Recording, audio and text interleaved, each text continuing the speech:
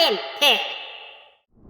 5세 정도라고 하죠. 이제 초등학교 가기 전까지의 아이들을 좀 유치원생들을 말하는데 그 친구들에게도 어떤 영양소가 필요하고 어떤 기능성을 갖춘 건강기능식품이 좀 필요할까요? 근데 이 친구들 같은 경우 어쨌든 성장이 가장 중요한 시기이다 보니까요. 이 시기에는 칼슘 공급이 무엇보다 중요해요. 이제 철분 같은 경우는 아이들이 식사량이 조금 늘어나면서 이 연령대는 철결핍성 빈혈은 5세 미만보다는 조금 떨어지는 발생률이 좀 줄어드는 시기이라서 이제는 칼슘에 더 신경을 쓰셔야 되는데 일반 식사에서 보충되는 것으로는 권장 섭취량을 채우기가 어렵거든요. 그러니까 일반 떠먹는 요구르트는 칼슘 함량이 아주 높지가 않아서 치즈나 우유 아니면 발효 요구르트 이 정도를 기준으로 봤을 때 하루에 한두 번 섭취하는 아이가 아니라면은 칼슘 보충제로 권해드려요. 그럼 여기서 또 딜레마가 어릴 때 기억에 우유 급식을 하는데 네네네. 그 유당불내증이라고 그렇죠, 하나요? 그렇죠.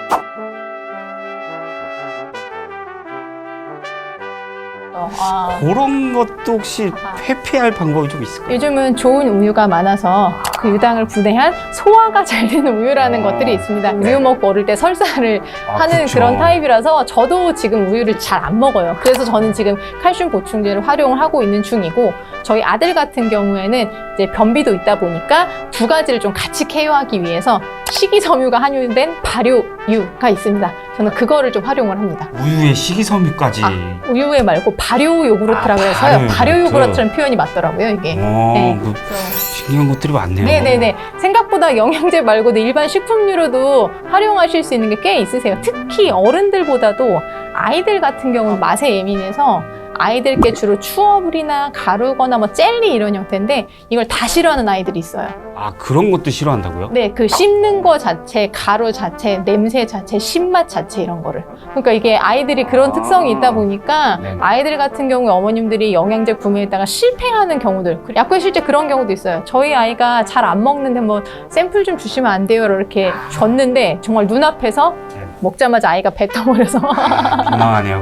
근데 그게 참 저도 아이를 키우는 입장이다 보니까 이제 너무 무리해서 영양제 사지 마시고요. 일반 식품류 나와 있는 것 중에서도 영양 성분표 보시면 원하는 거 들어있는 거 있거든요. 그런 거 선택하셔도 괜찮으세요. 굉장히 현명한 방법인 것 같습니다. 이야기를 듣다 보니까 제가 못 먹었던 그 노마의 땡이 더 생각나는 부분인데 이제 정말 중요한 시기죠.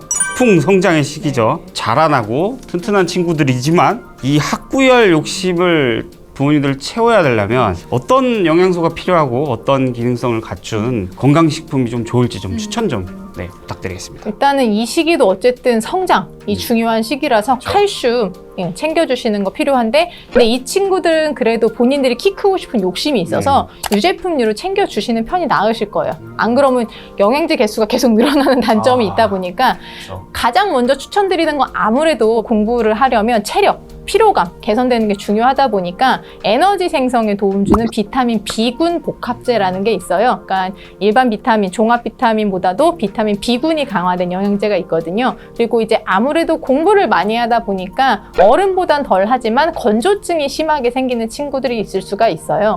비타민 A랑 오메가3가 같이 섞여 있는 눈 영양제를 섭취를 하면은 건조증 완화에 좀 도움을 줄 수가 있고요. 조금 예민한 친구들이 있습니다. 잠을 잘 못 자는 친구들. 근데 그렇다고 이 친구들이 병원 가서 또 수면제를 처방받는다거나 그러기는 좀 어렵거든요. 테아닌이라고 하는 성분이 있어요. 스트레스로 인한 긴장 완화에 도움을 주는 건데요. 이제 사람을 좀 안정시켜 주다 보니까 집중력을 향상시키는 데도 도움을 줘요. 그래서 수험생 비타민이 좀 많이 섞여 있는 성분이거든요. 그리고 이것도 이제 필요시에 추가하시면 되는데 저도 그랬지만 앉아있는 시간이 너무 많다 보니까 배에 가스가 많이 찹니다. 정말 공감 크게 합니다. 네네. 가스가 많이 차면 배도 아파요. 그럼 그 배 아픈 게 또 짜증을 일으키다 보니까 이런 친구들이라면 꼭 프로바이오틱스를 챙겨주셨으면 좋겠어요. 지금까지 들어본 것 중에 태아닌이랑 네네네. 방금 말씀하신 부분이 정말 크게 공감되는 게 집중력이라는 게 사실은 저도 이제 일을 하다 보면 영상도 찍어야 되고 편집도 해야 되는데 집중력이 흩어지면 계속 돌아다니고 맞아요. 커피 마시고 물 마시고 하게 되는데 맞아요. 이런 거를 사실은 저도 먹으면 좋겠다는 생각이 자꾸 드는데 예전에 어떤 제품 댓글 봤을 때 상사가 혼내기 전에 챙겨 먹는 성분이라고 월요병 때문에 먹는다고 말한 직장인도 있었고. 저희 개미들끼리 먹어야겠네요. 저희 직원들이 되게 굉장히 뭐 불안해하거나 스트레스 받는 부분도 네, 있는데 서로 이렇게 하나씩 나눠 드시면은 먹고 나서 1시간 안으로 이렇게 몸에 변화를 줄 수 있게 진행을 해요. 생각보다 효과가 빠르네요. 네네. 그러니까 약간 이게 기능 원리 자체가 뭐 뇌에서 안정된 뇌파를 증가시키는 그러한 작용이다 보니까요. 보고서 잘못 썼다. 딱 혼날 것 같은 예감이 오잖아요. 내는 순간 사실은 예감이 오잖아요, 이게. 그렇죠. 네, 그때 이제 드시고 잠깐 기다렸다가. 효과가 생각보다도 빠르고 아니, 막 굉장히 거짓 정보를. 근데 이거는 사실 뭐 오프닝에도 말씀드렸지만 여러분들 논리적으로 반박할 시에는 여러분들의 말씀이 맞습니다. 여러분들의 말씀이 맞습니다. 예, 그럼 넘어가 주시고요. 이제는 20대죠. 제일 부러운 나이대이고 그렇죠. 제일 방황하는 나이대이고 정확한 게 하나도 없고 가진 게 하나도 없다고 생각되는 친구들인데 이 친구들한테도 건강기능식품이 굳이 필요할까라는 생각이 좀 드는데 네. 20대 이 젊은 청년들에게 필요한 영양소하고 어떤 기능성을 갖춘 건강식품을 먹으면 좀 좋을까요? 가진 게 이렇게 아주 여유롭지가 않아요, 30대보다. 그래서 가성비를 많이 쫓는 세대 중에. 저렴한 예, 동작이지만 네, 네. 이걸 말씀하시는 거죠? 그렇죠. 네. 그래서 이제 이분들이 주로 먹는 거 보면은 콜라겐. 이렇게 뭐 피부 관리에 도움 준다거나 아니면 이제 운동하면서 근육 관리에 도움 주는 단백질 제제들을 많이 이제 드시고 계신데요. 뭐 연령대로만 놓고 보자면은 가장 먼저 추천드리고 싶은 거는 루테인이에요, 루테인. 스마트폰을 너무 많이 봅니다. 네. 그렇죠. 오히려 직장 생활을 하면은 스마트폰 볼 시간이 생각보다 많지가 않아요. 그렇죠. 약간 네. 몰아서 보게 네, 되죠. 몰아서 밤에. 네. 물론 이것도 좋지 않지만 이제 20대 같은 경우는 뭐 학습, 그러니까 온라인 강의 같은 것도 많이 듣고요. 그 온라인 강의 환경 자체가 눈에 되게 안 좋은 환경이에요. 집중도 잘 안 되지만. 그 컴퓨터 앞에 앉아서 이렇게 있는 그렇죠. 게 예, 그러다 네네. 보니까 눈 건강을 어찌 보면 가장 좀 우선적으로 챙겨야 되고 나머지 거는 뭐 불편한 거 위주로 해주시면 될 것 같아요. 이제 루테인이 기능 자체로는 노화로 인해 발생하는 뭐 황반색소 밀도를 유지시켜주기 때문에 나이 드신 분들이 드시는 걸로만 알고 계신데 피부가 이제 햇빛에 의해서 손상을 받듯이 눈도 손상을 받아야 하는데 여기다 선크림을 바를 수는 없으니까 그렇죠. 네, 선글라스를 쓰는데 그러한 햇빛이나 이런 자극돌이 올 때 여기서 눈에서 생겨나는 활성산소 이게 눈을 손상시킬 수 있는데 그것을 보호하는 데 있어서 루테인이 기능을 해줄 수가 있어요. 그래서 이 시기에는 핸드폰을 많이 보고 어쨌든 영상학습을 많이 하다 보니까 이럴 때는 눈 영양제를 좀 우선적으로 챙기시면 좋을 것 같아요. 이렇게 말씀을 해주셔서 앞으로의 걱정이 하나 있습니다. 이제 고작 20대까지 얘기를 했는데 다 먹어야 될 것 같아가지고 제일 위험한 생각 중에 하나긴 하죠.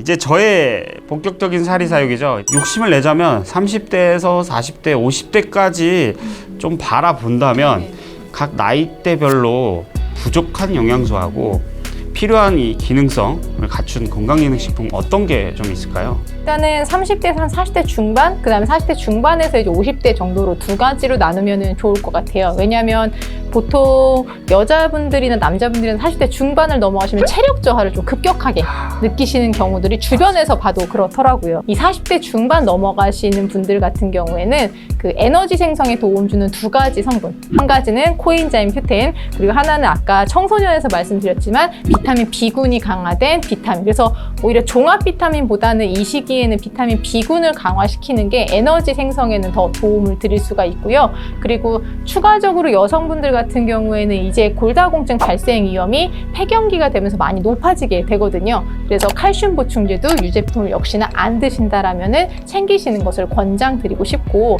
30대에서 이제 40대 중반 이 시기는 사회적인 활동이 왕성한 만큼 내가 결정할 수 있는 게 줄어들어서 스트레스가 증가하는 대표적인 시기 중에 하나입니다. 근데 스트레스가 증가하면 여러 가지 반응이 나타나지만 우리 몸 안에서 소모량이 증가하는 비타민과 미네랄 대표적인 거는 비타민 C 그리고 마그네슘 두 가지가 있거든요. 이 두 가지를 따로따로 구매해서 드셔도 관계가 없고요. 제품 구매하실 때 두 가지가 더 많이 들어있는 제품을 구매하시는 게 나으실 수 있어요. 그래서 종합 비타민 같은 경우가 이제 영양 균형 챙기는 목적으로는 나쁘지 않은데 종합 비타민은 정말로 편식이 아주 심하신 분들이나 아니면 식사량 자체가 직업적인 다이어트 때문에 하루 칼로리가 안 차시는 분들이 있어요. 그런 분들은 우선적으로 권해드리는데 나는 먹을 거 잘 먹어. 그런데 뭔가 좀 불균형한 것 같아. 라는 정도에서는 우선 권해드리진 않아요. 네, 그리고 생각보다 피로회복에도 비타민 B군 강화된 게 더 나으실 거예요. 종합 비타민 드시는 것보다는.